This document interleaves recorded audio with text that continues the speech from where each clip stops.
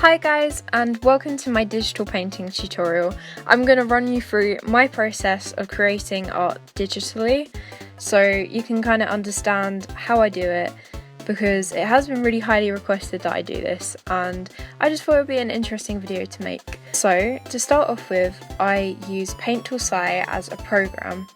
Paint Tool SAI is kind of like Photoshop or Autodesk Sketchbook Pro, I think it's called. It's that kind of program, so it's just a painting program. You can get a free trial on the internet. I like using Paint Tool SAI. I've used Photoshop for drawing, but personally I prefer to use Paint Tool SAI because I've just always found it easier, I think. I use a graphics tablet to draw with. Now, when I first started drawing digitally, I actually used a mouse, and that's bad for like two reasons. Firstly, it's really difficult to draw with a mouse, like insanely difficult. And secondly, you can get cramps in your wrist and it's not good.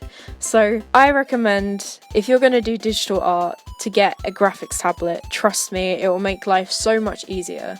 So a graphics tablet looks like this, and you have a little pen that you can draw onto the tablet with. Now, it's kind of weird in the fact that you're not actually looking at what you're drawing. I mean, you're looking at the screen, but you're not looking at your hand, but you end up getting used to it. It's really weird at first. Once you're used to it, it makes drawing on the PC so much easier, and I would highly recommend you get one.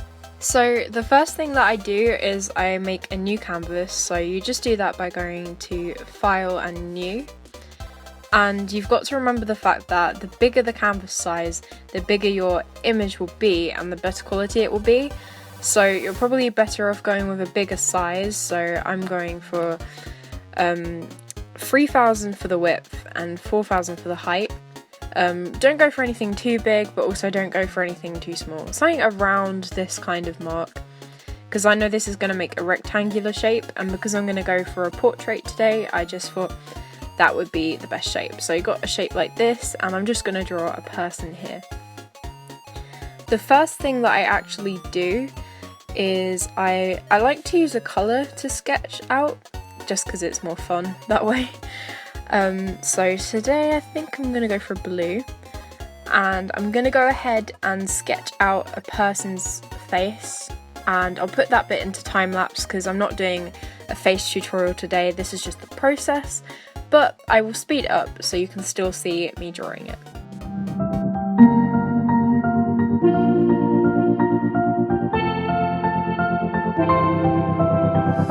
I didn't think we could fall in love, broken from the start, chained to our past. We had closed hearts. We are breaking free. It's just you and me. So next I might decide that I actually want to change the colour of the line art. I do like to keep it something pretty dark because it's going to be over the top of the colours, and I still want the line art to be like visible instead of like a pastel colour. So I think I'm going to go for a pinkish colour because I think that will look quite nice. So I'm going to go for about that darkness. And what I'm going to do is I'm going to create a clipping group, which is an option above the layers, and I can make a new layer above this one, and using the clipping group I can just change the colour of the line art accordingly, and then I'm just going to merge that down. So there we go, got a different colour line art. And then I like to add all the colours, so this is quite a quick process, so I won't need to put it into time-lapse. So I kind of want to have her with quite pale skin, so I'll go for this kind of slightly pinkish looking. I might give the whole drawing a bit of a pinkish undertone, I don't know. I think I'll give her blue eyes, that'll look quite cool, and dark hair. So basically this is pretty easy, we're just putting in block colours. You can really approach this any way you want, this is just the way that I do it. So if you want a similar result, then I guess do this. But But yeah, this is what I do every time I do a digital drawing. I will then just go in and fill in all these colours. Sometimes I'll add a second layer of line art if my sketch is too messy, but considering I like to work in quite a lineless way, it doesn't normally tend to matter all that much because everything gets blended together in the end anyway, so I don't really end up keeping this line art. There are some ways that you can, some like shortcuts to make like the whole colouring process quicker, like I could colour outside all the lines and then I could select the area around the line art and rub out where I've gone over, but I won't be able to do that right now because the line art is way too messy. But I really just like Paint Tool Side because I think it's quite easy to pick up once you've got the hang of it. And yeah, and this is just a basic face sketch, so nothing too complex really.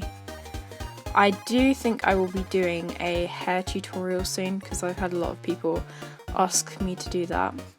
In terms of hair for this drawing, I've just kind of gone for a very basic looking hairstyle. It's just one that's kind of parted in the middle. I've just realised I've drawn a bit of the face shape there in the hair, which shouldn't be there, so I can go in and rub that out. But remember to do your colours on a separate layer to your line art. Do it the layer below. That's just so if you mess up and go over the edge, you can rub it out without rubbing out any of the line art. Also, if you did it on the same layer of the line art, you would just end up covering up all the line art with your colours anyway. So make sure you do that on a separate layer. You could do each individual thing, like the hair, the skin, the eyes, on different layers, but I don't tend to do that because it gets a bit complicated, and also I'm very lazy, sorry. But if you really want to do that, and it will be a good way of keeping it neat and organised, but it will mean it'll be a bit more time consuming for you, so really it's just up to you if you want to do that. But I just tend to stick to one layer under the line art. I don't know what colour shirt to give her actually. I think I will go for a grey, yeah. I think I've chosen quite muted colours, if that's the word. I don't know. Just all seems quite washed out. There's another thing you can do. You can always, at the top of Paint Tool Site, there is a filter option, and you can change the saturation of your illustration, which is something that I use very often, and is really helpful. Like, because I choose really like washed out colours without meaning to, so this will just help fix it. So I go filter, hue and saturation. Changing the hue will just change the colour of everything, but that looks a bit crazy, so I'm not going to do that right now.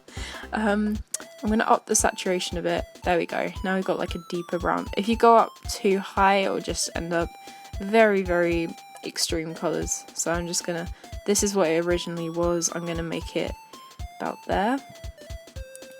Luminescence is, no, that's not the thing I want. Then I'm going to go into filter, brightness and contrast. I'm gonna up the brightness a tiny bit. Do I want to up the contrast? No. Okay. And then I'm gonna deepen the colour a little bit. And then that's that done. The colouring stage is completely done now. Oh, actually, I just realised I forgot to add the brown under her eyebrows. Okay. Now the colouring stage is completely done. So the next stage involves shading. I actually have a really easy way of shading that's kind of, well, it's not like cheating because there's no really way to cheat, but it makes life so much easier. So what I do is I create a layer that's between the line art and the colours. Then on the layer mode, I change it from normal to multiply. I will change the opacity down a little bit, and I'll go for something like a purplish shade or a pinkish shade. I think I'll go for a pinkish because I did say I wanted a bit of a pink tone to this picture. I think we'll need to turn this down a bit. But what you'll notice is we can just draw on, and whatever it goes over, it will shade it accordingly. So basically, you just plop this on in the areas that you want shadows, and there you go, you got your shadows. It's actually that simple. Rather than having to go in and shade each individual thing, this is just a really quick method of shading everything, and it's so helpful. And I wish I'd known when I started out in Paint Tool Sci, because I spent so long trying to pick out a darker colour for each individual colour and painting it in, whereas it can just be this easy. So I just shade. Basically, my tip for shading is imagine which parts of the face you want to come out more and which parts you want to go in. The darker colours will make it appear like it's going in, and lighter colours will make things look like they're protruding. So if you have like a white highlight on the end of a nose, it will look like it's more coming out of the face. If you get what I'm saying, I've kind of phrased that weird, but I hope this is helpful in some form to someone. But yeah, this can be messy, it's fine. Everything at this stage can be messy and it's fine, which is great because I don't want to have to be doing, spending time making sure everything is perfect. And then I like to go filter, hue and saturation, and you can just quickly change the hue of what you've done, whatever shadows you think look best. I actually quite like it like that because it looks more like natural shadows. And something has gone wrong here, the nose looks a weird shape. I might just go for that. Tone down that shadow a little bit. There we go. That'll do. So yeah, that's that for now. And then the next thing I do is I merge that layer down.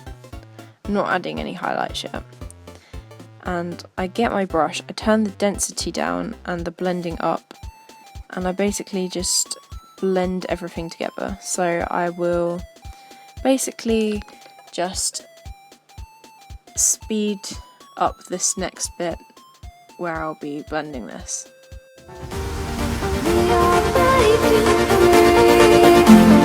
It's just you and me. We might fall apart. So the final stage involves merging the line art layer down. Before I do this, I think I'll go into brightness and contrast and just darken the line art layer a little bit. Okay, there we go. So what I do is I merge the line art layer down and I basically blend in the line art layer with everything below it. And that gives the whole drawing a more painterly look once it's been blended in. I'm gonna do a little bit of a demonstration of blending the line art. So you do want your blending option to be up when you're using the brush tool and the density to be down but not all the way. Basically just experiment with different variations of the blending and density. That's just how I do it. I change it for different areas what I'm trying to do. So here I like to blur out the eyebrows a little bit. Not too much, but just a little bit. And then I'll go back over them with little strokes to make it look like eyebrow hairs. And then in another area, for example this part of the face, just blur that out a little bit. Like so. Basically you're just trying to get rid of all these harsh lines and instead have it looking like part of the shading on the face, if you get what I'm saying. So I'm going to go ahead and time-lapse this whole process because it is a very lengthy process, but hopefully you can just watch the time-lapse and get a gist of what I'm doing.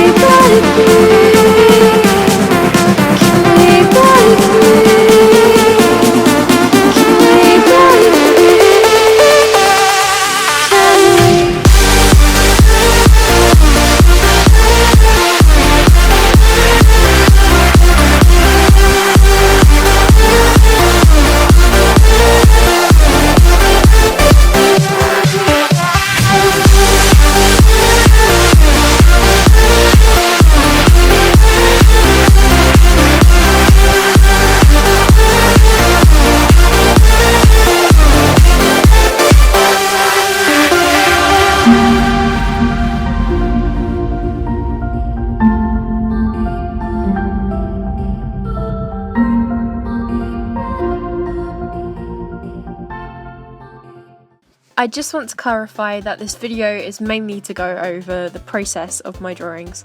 So that's why I didn't go too in depth into how I do it, because I didn't really want to bore you, and also, I don't know, I'm not very good at explaining it. But anyway, the final result of what I've done today looks like this. It's just a simple headshot, and yeah, I probably, if I was going to do a big drawing, would go into a little bit more detail than this, but for the purposes of showing you my process, this is just what it looks like. Other examples of where I have used fully rendered illustrations via the same process are in my original character illustration piece, in which I had my character Ember seen here and here throughout her life, and I basically illustrated it all as a timeline, and I've used the same process there. In fact, I actually prefer how the skin looks in these illustrations compared to the one I've just done, because it does look a lot more smooth. Now, you have to remember you can't up the contrast too much, you just have to keep it kind of simple. But anyway, I hope this video was helpful, and thank you so much for watching. Bye guys!